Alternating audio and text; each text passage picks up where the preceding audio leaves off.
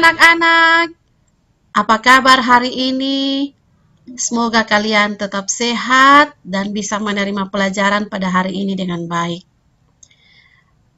Minggu lalu kalian sudah belajar tentang besaran pokok dan besaran turunan, maka hari ini Ibu akan lanjutkan tentang materi biologi, yaitu ciri-ciri makhluk hidup.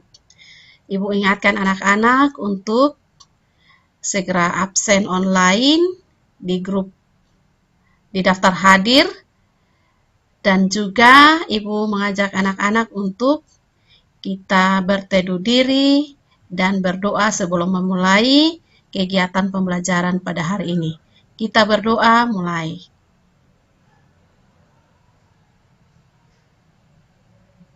Selesai. Anak-anak, hari ini kita akan lanjutkan materi tentang ciri-ciri makhluk hidup dengan saya Ibu Erna Adu, SPD. Dengan kompetensi dasar yang akan dipelajari 3.2, yaitu mengidentifikasi ciri hidup dan tak hidup dari benda-benda dan makhluk hidup yang ada di lingkungan sekitar. Indikator pencapaian yang ingin dicapai pada pembelajaran kita hari ini, yang pertama, menjelaskan ciri-ciri makhluk hidup dan makhluk tak hidup. Yang kedua, membedakan ciri makhluk hidup dan makhluk tak hidup. Coba anak-anak perhatikan gambar yang ada di slide ini. Kira-kira dari gambar yang ada muncul pertanyaan apa anak-anak yang ada di benak kalian? Apakah batu karang adalah makhluk hidup? Apakah ciri-cirinya sehingga disebut makhluk hidup? Nah, untuk menjawab pertanyaan ini, mari kita lihat slide berikut ini. Ya, kita akan bahas satu persatu ciri-ciri makhluk hidup. Yang pertama, bernapas.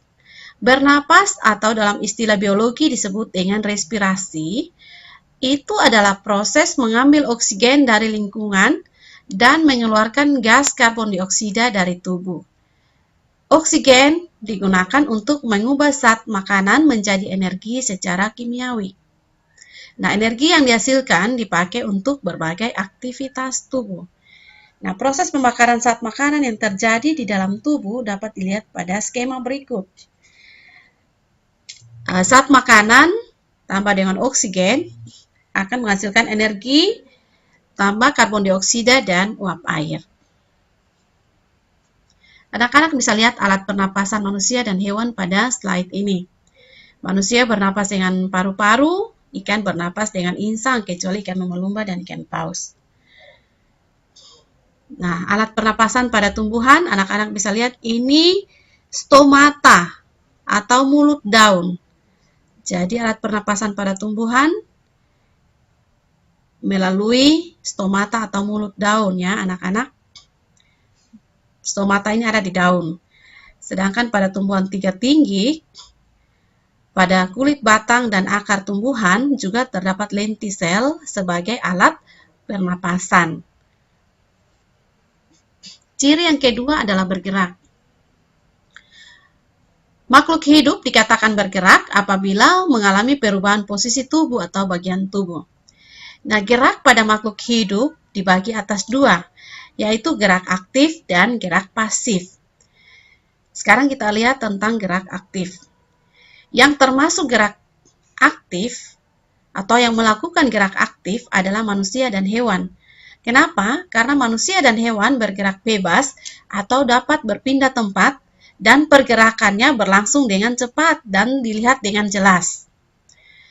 Nah, alat gerak pada hewan atau pada hewan itu berupa kaki, sirip, dan sayap.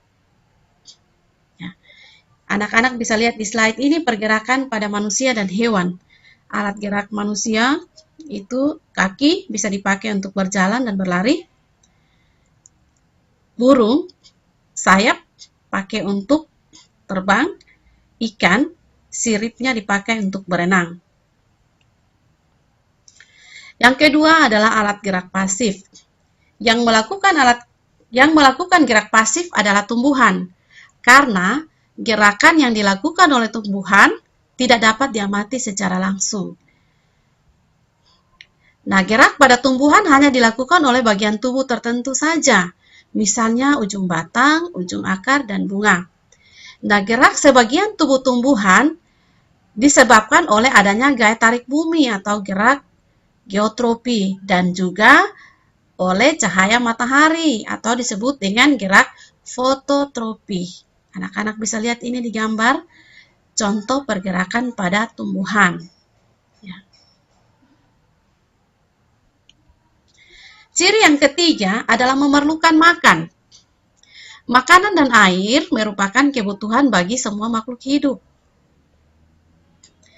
Karena makanan berfungsi untuk menghasilkan energi, pertumbuhan, dan mengganti sel-sel yang rusak, sedangkan air berfungsi sebagai zat pelarut di dalam tubuh. Tumbuhan hijau dapat juga membuat makanannya sendiri melalui proses fotosintesis. Nah, karena tumbuhan ini punya kemampuan untuk membuat makanan sendiri, maka tumbuhan hijau disebut sebagai makhluk hidup autotrof. Sedangkan makhluk hidup yang menggunakan bahan organik sebagai sumber makanannya disebut makhluk hidup heterotrof. Anak-anak bisa lihat di gambar ini, contoh manusia dan hewan sebagai konsumen. Sebagai karnivor, pemakan daging, herbivor, pemakan tumbuhan atau sayuran, dan omnivor, pemakan segala.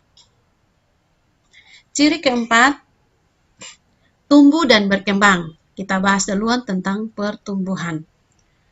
Pertumbuhan memperlihatkan ukuran fisik akibat pembelahan sel dan meningkatnya jumlah zat dalam ruang antar sel. Pertumbuhan dapat diketahui dengan mengukur berat, panjang, atau volume. Sedangkan perkembangan merupakan proses perubahan makhluk hidup mulai dari muda atau dari kecil menjadi dewasa. Nah, perkembangan dapat diketahui dari mulai aktifnya alat-alat reproduksi atau organ-organ perkembangbiakan. Anak-anak bisa lihat gambar pertumbuhan dan perkembangan pada slide ini. Ciri yang kelima adalah berkembang biak. Berkembang biak atau bereproduksi artinya menghasilkan individu baru. Nah, semua makhluk hidup berkembang biak untuk menghasilkan keturunan dengan cara yang berbeda-beda. Hewan berkembang biak dengan cara beranak atau vivipar, bertelur atau ovipar, bertelur dan melahirkan atau ovovivipar, bertunas, fragmentasi, membelah diri, sedangkan tumbuhan berkembang biak secara vegetatif alami dan buatan. Ini saya tampilkan cara perkembangbiakan makhluk hidup. Tabel cara perkembangbiakan makhluk hidup. Jadi, proses perkembangbiakan makhluk hidup melalui dua cara, yaitu secara seksual atau secara kawin, atau secara generatif, dan secara aseksual atau secara tidak kawin atau secara vegetatif.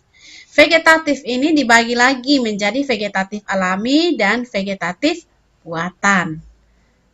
Anak-anak bisa melihat contoh-contoh makhluk hidup yang tertera pada tabel ini. Contoh amuba. Amuba membelah diri dengan berkembang biak dengan membelah diri. Hidra dengan tunas. Kemudian tumbuhan itu berkembang biak dengan cara ada yang secara vegetatif alami dan juga secara vegetatif buatan. Hewan itu berkembang biak secara seksual atau secara generatif atau secara kawin dengan pertemuan sel sperma dan sel telur.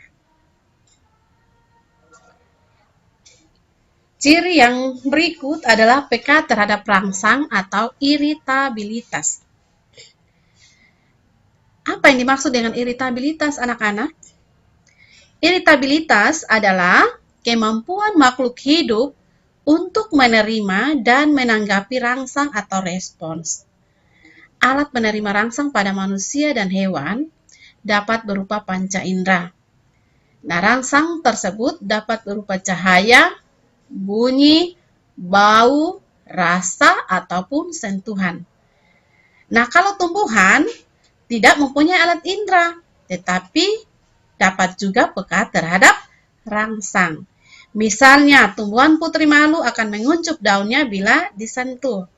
Ini kalian bisa lihat gambar reaksi pada tumbuhan. Daun putri malu ketika sebelum disentuh, daunnya mekar. Tetapi setelah disentuh, maka daunnya akan menguncup. Ini artinya bahwa daun putri malu peka terhadap rangsangan sentuhan. Ciri yang berikut adalah beradaptasi atau menyesuaikan diri terhadap lingkungan. Nah, lingkungan tempat makhluk hidup beradaptasi disebut dengan habitat. Ada 3 macam adaptasi. Pertama kita bahas adaptasi morfologi. Adaptasi morfologi adalah penyesuaian bentuk tubuh, struktur tubuh, atau alat-alat tubuh organisme terhadap lingkungannya. Contoh, anak-anak mungkin pernah melihat katak atau itik itu kakinya berselaput. Kenapa kakinya berselaput? Karena katak dengan itik biasa hidup di air, kakinya dibuat berselaput supaya bisa berenang, agar bisa bertahan hidup. Contoh yang berikut, bentuk paru burung. Itu juga disesuaikan dengan macam-macam jenis makanan.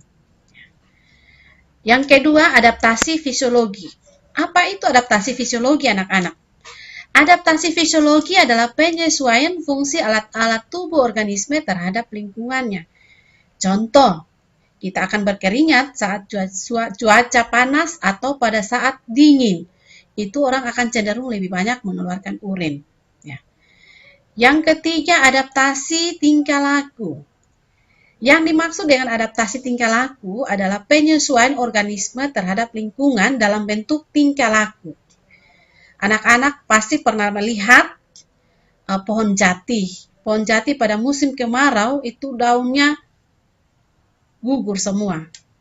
Jadi, pohon jati mengugurkan daunnya pada musim kemarau dengan tujuan supaya dia bisa bertahan hidup. Itu merupakan contoh adaptasi tingkah laku. Dan juga bunglon.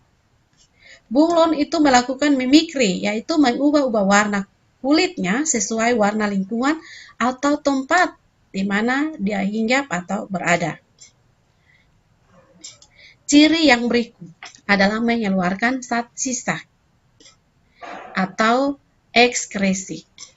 Nah, semua makhluk hidup mengeluarkan zat sisa sebagai hasil proses metabolisme yang berlangsung dalam tubuh. Zat sisa dari tubuh manusia dan hewan dikeluarkan melalui proses pernapasan atau respirasi, ekskresi, dan defekasi. Kita lihat respirasi. Respirasi adalah proses pengeluaran karbon dioksida sebagai zat sisa proses respirasi yang dikeluarkan melalui hidung. Ekskresi. Ekskresi itu adalah proses pengeluaran zat-zat sisa yang dilakukan oleh kulit dan ginjal. Kulit mengeluarkan keringat dan ginjal menyaring darah untuk mengeluarkan zat sisa yang disebut dengan urin. Defekasi. Defekasi itu adalah proses pengeluaran zat sisa pencernaan makanan yang berupa tinja atau feses melalui anus. Nah, sekarang kita bahas tentang tumbuhan. Tumbuhan pun melakukan proses pengeluaran zat sisa berupa oksigen, karbon dioksida, uap air, dan tetesan air melalui proses respirasi, transpirasi, dan gutasi. Proses respirasi tumbuhan mengeluarkan karbon dioksida, sedangkan pada fotosintesis dikeluarkan oksigen. Tumbuhan yang hidup di atas tanah yang lembab atau basah melakukan proses gutasi dengan mengeluarkan kelebihan air dalam bentuk tetesan air. Sedangkan transpirasi terjadi jika tumbuhan terkena panas matahari yang menyebabkan uap air keluar melalui permukaan daun. Nah, kesimpulan dari pembelajaran kita hari ini yaitu suatu makhluk dikatakan makhluk hidup apabila memiliki ciri-ciri sebagai berikut: bernapas, bergerak, memerlukan makan, tumbuh dan berkembang biak, peka terhadap rangsangan atau bereaksi terhadap rangsang atau iritabilitas, mampu beradaptasi dan mengeluarkan zat sisa.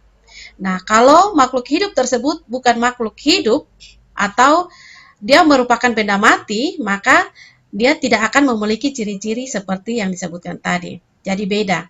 Makhluk hidup punya ciri-ciri hidup yang sudah disebutkan tadi, sedangkan makhluk tak hidup tidak memiliki ciri-ciri hidup atau tidak memiliki ciri bernapas, bergerak, memerlukan makan, tumbuh dan berkembang biak, bereaksi terhadap rangsang, mampu beradaptasi, dan mengeluarkan zat sisa. Nah, anak-anak, demikian pembelajaran kita hari ini sampai di sini, dan nanti akan dilanjutkan pada pertemuan berikut.